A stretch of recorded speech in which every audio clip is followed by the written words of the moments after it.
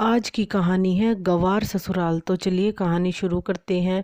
दीपक के पिता बचपन में ही गुजर गए तो उसकी माँ ने दूसरों के घरों में खाना पकाकर दीपक को सरकारी अफसर लगाया। उसके बाद दीपक के लिए आए दिन रिश्ते आने लगे। ऐसे ही प्रिया के पिताजी अपनी बेटी का रिश्ता लेकर दीपक के घर आए और बोले कि मेरी बेटी पढ़ी लिखी है, आपके दीपक के लिए बिल्कुल सही रहेगी। तो दीपक की माँ ने कहा, आप अपनी बेटी का फोटो छोड़ जाइए, मैं दीपक को दिखा दूंगी। और वह पानी लेने के लिए अंदर चली जाती है। तो दीपक के पिताजी खड़े होकर घर को देखते हैं तो देखते हैं एक खटिया, जमीन में बिस्तर और स्टील के बर्तन। हे भगवान, मुझे इस घर में कितना दहेज देना होगा जिससे मैं इस घर की व्यवस्था को सुधार सकूं, वरना मेरी बेटी तो यहाँ रह ही नहीं पाएगी। इतने में दीपक की माँ आ जाती है और प्रिया के पिताजी के हाव भाव देखकर समझ जाती है कि वह मन ही मन क्या सोच रहे हैं। और वह प्रिया के पिताजी से कहती है कि उसके पिताजी जब वह बहुत छोटा था तभी गुजर गए थे, तो मैंने ही दीपक को पढ़ाया लिखाया है। अब मैं या तो इस घर में फर्नीचर लगवाती, इस घर में पैसे लगाती, या फिर मैं दीपक को पढ़ाती, एक ही काम हो सकता था, इसीलिए ये घर ऐसा है। इस पर प्रिया के पिताजी बोले, अरे मेरी बेटी इस घर में आएगी तो कुछ तो लेकर ही आएगी। तो दीपक की माँ कहती है, अरे नहीं, हमें दहेज बिल्कुल नहीं चाहिए, दीपक तो दहेज के खिलाफ है, वह अच्छी सरकारी नौकरी कर रहा है तो अपने आप ही सब कुछ ठीक कर लेगा। बस फिर क्या था, प्रिया के पिताजी यह बात सुनकर खुश हो गए और अब उन्होंने दीपक को अपना दामाद बनाने की ठान ली और उन्होंने दीपक के घर आना जाना शुरू कर दिया। अब दीपक और प्रिया की शादी हो जाती है और शादी के बाद एक दिन दीपक अपनी माँ को चाय के लिए आवाज़ लगाता है तो उसकी माँ चाय लेकर आती है और कहती है, अब तो प्रिया से मांगा कर, मैं पूजा से उठकर आई हूँ।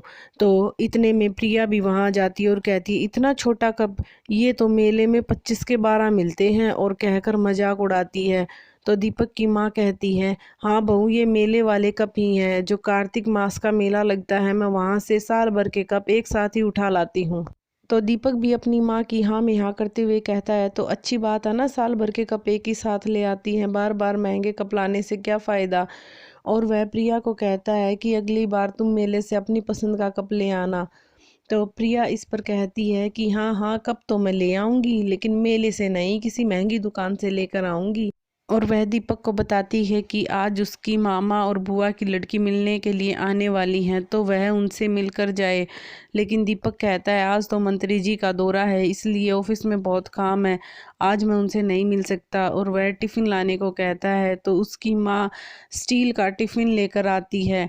तो प्रिया मजाक उड़ाते हुए कहती है, आज के ज़माने में इस टिफ़िन में खाना। तो दीपक कहता है, क्या हो गया, ये मेरे पिताजी का टिफ़िन है, मैं हमेशा इसी में खाना ले जाता हूँ। तो प्रिया कहती है कि ऐसा लग रहा है जैसे किसी मजदूर का खाना पैक कर दिया हो।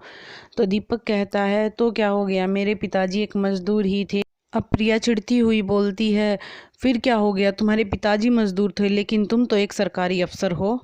आजकल इतने स्टाइलिश टिफ़िन आए हुए हैं, तुम उनमें खाना क्यों नहीं ले जाते। तो दीपक की माँ बोलती है तो ये उसी मजदूर का बेटा। और बहू, हम तो इतने ही सिंपल लोग हैं, हमारा रहन सहन बहुत ही साधारण है। और फिर दीपक अपने दफ्तर चला जाता है। उसके जाने के बाद प्रिया की कजन बहनें आती हैं और उनमें से एक कहती है, क्या प्रिया, चाचू ने तुझे फर्नीचर नहीं दिया शादी में। और दूसरी कहती है, ये देखो बेडशीट कौन से ज़माने की है, ज़मीन में बिस्तर लगा रखा है। और तो प्रिया कहती है, अरे इनकी नौकरी अभी अभी तो लगी है, धीरे धीरे करके सब होगा। तो वो कहती हैं, तेरे पति ने ईएमआई का नाम नहीं सुना है, आजकल क्या नहीं होता क्रेडिट कार्ड से। तो प्रिया सचमुच सोचती है कि घर तो बिल्कुल गवारों वाला है और एकदम शर्मिंदा हो जाती है। इतने में उसकी सास पानी लेकर आती है तो प्रिया देखती है स्टील के बर्तन में पानी और वह अपनी सास से कहती है, माँ जी, स्टील के गिलास में पानी, आप कांच के गिलास क्यों नहीं लाए। तो सासू माँ कहती है, बेटा वो ऊपर रखे थे, मेरा हाथ नहीं पहुँच रहा था, इसलिए मैं स्टील के बर्तन में पानी ले आई। तो सासू माँ कहती है, बेटा क्या खाओगी। तो वो उसकी कज़न बहनें कहती है कुछ नहीं आंटी जी आप बैठ जाइए, और जाने से पहले उसकी सासू माँ को कहती हैं कभी आप हमारे घर आइएगा, शहरों के घर देखिए कैसे होते हैं, और बातें बनाकर वहाँ से चली जाती हैं। प्रिया को अपनी बेइज्जती महसूस होती है, और जब शाम को दीपक घर आता है तो वह दीपक को कहती है आई थी मेरी बहनें, बातें बनाकर चली गई। तो दीपक कहता है क्या प्रिया तुम भी थोड़ा सब्र रखो, मुझे टाइम तो दो, मैं सब ठीक कर दूंगा धीरे। प्रिया कहती है जो मेरे पिताजी दे रहे थे कम से कम वही ले लेते। तो दीपक कहता है प्रिया तुम सब्र रखो, और आए दिन घर में क्लेश रहने लगा। और अब प्रिया परेशान होकर अपने पिताजी को फ़ोन करती है और कहती है अगर इन्होंने मेरे हिसाब से घर नहीं किया तो मैं इनका जीना हराम कर दूंगी। तो प्रिया के पिताजी कहते हैं बेटा, दीपक की माँ ने उसे बड़ा आदमी बनाने में अपना जीवन लगा दिया, अभी तो उनके अच्छे दिन आए हैं, तू थोड़ा सा तो सब्र कर, सब ठीक हो जाएगा, तेरी सास बहुत अच्छी है। अब प्रिया सोचती है कि पिताजी से बात करने का तो कोई फ़ायदा नहीं हुआ, वह तो मेरी सास को ही अच्छा बता रहे हैं। फिर कुछ दिन बाद प्रिया की बुआ की लड़की उसके ससुराल आती है और कहती है कि मेरे बेटे का जन्मदिन है, तुम आंटी और दीपक को लेकर कल घर पर ज़रूर आना। तो प्रिया हाँ कर देती है और मन ही मन सोचती है कि अब मैं इनको अपने रिश्तेदारों के घर ले जाऊंगी और इन्हें दिखाऊंगी कि घर कैसे होते हैं। फिर अगले दिन प्रिया अपने पूरे परिवार के साथ अपनी कजन दीपा के घर जाती है, और वहां जाकर देखती है कि उसकी सास उसे कह रही है करमजली तेरे रिश्तेदार आ गए हैं, इनके लिए कुछ खाने को ला। तो दीपा प्रिया को देखकर शर्मिंदा हो जाती है, और प्रिया अपनी सास से कहती है माँ जी देखे हैं आपने सोफ़े, चलिए आइए बैठ जाइए, और तीनों सोफ़े पर बैठ जाते हैं। तो दीपा की सास कहती है बहन जी इसके बाप ने इतना टुच-पुच सा फर्नीचर दिया था, हम तो लूट ही गए। मेरा बेटा सरकारी नौकरी पर लगा हुआ था और पैसे वाले उसके लिए लाइन में लगे हुए थे, लेकिन हमारे तो कर्म ही फूटे थे जो हमने ऐसे लोगों से रिश्ता जोड़ लिया। तो प्रिया की सास प्रिया की तरफ देखती है, प्रिया शर्मिंदा होकर नीचे देखने लगती है। इतने में दीपा का पति दीपा से कहता है तूने अपने बाप को 5 लाख रुपए के लिए बोला या नहीं? तो दीपा कहती है मेरे रिश्तेदारों के सामने तो कृपया करके चुप हो जाइए, फिर तेरे रिश्तेदार आए हैं तो इनको पता भी ना लगे कि तुम लोगों ने हमें कुछ भी नहीं दिया। दीपा का पति दीपक को कहता है और दीपक भाई आप भी तो सरकारी नौकरी पर हैं, इन्होंने आपको कुछ दिया या नहीं दिया? लेकिन दीपक कुछ नहीं कहता और थोड़ी देर बाद वो तीनों वहाँ से चले जाते हैं। अब धीरे धीरे प्रिया का व्यवहार बदलने लगता है, लेकिन कभी कभार तो फिर भी भूत चढ़ ही जाता है। और फिर एक दिन दीपक प्रिया को कहता है कि पापा का फ़ोन आया था, तुम्हारी छोटी बहन को देखने के लिए लड़के वाले आ रहे हैं, कल हमें चलना है।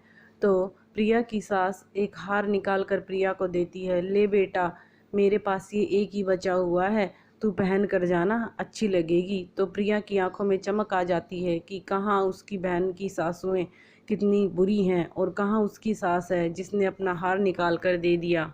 अगले दिन दीपक और प्रिया दोनों प्रिया के घर जाते हैं और उसकी छोटी बहन उन्हें देखकर खुश हो जाती है और कहती है अच्छा हुआ आप दोनों आ गए, मैं तो बहुत घबरा रही थी, आप दोनों को देखकर मुझे हिम्मत मिलेगी। तो दीपक कहता है पगली इसमें घबराने की क्या बात है, और उसके सिर पर हाथ रखकर उसको बच्चे की तरह सहलाता है और कहता है हम हैं ना, डरने की कोई बात नहीं है। इतने में प्रिया के पिताजी भी उधर आ जाते हैं और उन दोनों को देखकर खुश होते हैं और कहते हैं कि गीता को भी प्रिया जैसा ससुराल मिले तो और भी अच्छा हो।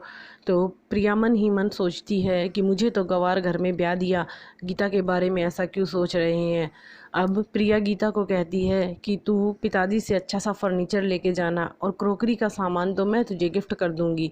दीपक समझ रहा था कि प्रिया उसी को ताने मार रही है, लेकिन फिर भी वह प्रिया को कुछ नहीं कहता और थोड़ी देर बाद ही लड़के वाले आ जाते हैं। बात पक्की हो जाती है तो लड़का दीपक से कहता है आप तो सरकारी नौकरी पर हैं तो ससुर जी ने आपका घर भर दिया होगा। तो दीपक कहता है कि मैं सरकारी नौकरी पर हूँ और खुद ही सक्षम हूँ अपने खर्चे उठाने के लिए। अभी हम पुराने घर में रह रहे हैं और मैं सिविल लाइंस में नई कोठी बनवा रहा हूँ। और दिल्ली से इंटीरियर डिजाइनर की एक टीम बुलवाई है। अगले साल तक काम हो जाएगा, फिर हम वहाँ शिफ्ट हो जाएंगे। तो प्रिया दीपक की तरफ देखती है और दीपक प्रिया को कहता है कि मैं तुम्हें सरप्राइज़ देने वाला था। जो लोग गीता को देखने आए थे वो भी बिना दहेज के रिश्ता पक्का कर जाते हैं। अब प्रिया के पिताजी बहुत खुश हो जाते हैं कि दोनों लड़कियों को इतना अच्छा ससुराल मिला, लेकिन प्रिया की आंखों में आंसू थे और वह अपनी सोच पर पछता रही थी। अब वह अपनी ससुराल आ जाती है और वहाँ खुशी खुशी रहने लगती है और अपनी सास के लिए भी उसकी सोच बदल जाती है। वह सोचती है कि उसका ससुराल गंवार नहीं है बल्कि उसकी बहनों के ससुराल गंवार हैं। अगर आपको ये कहानी पसंद आई है तो चैनल को सब्सक्राइब करिए और लाइक और कमेंट करना बिल्कुल मत भूलना। ऐसी अच्छी अच्छी कहानियाँ आपको हम सुनाते रहेंगे और अगली कहानी जल्दी ही आपके सामने होगी। धन्यवाद।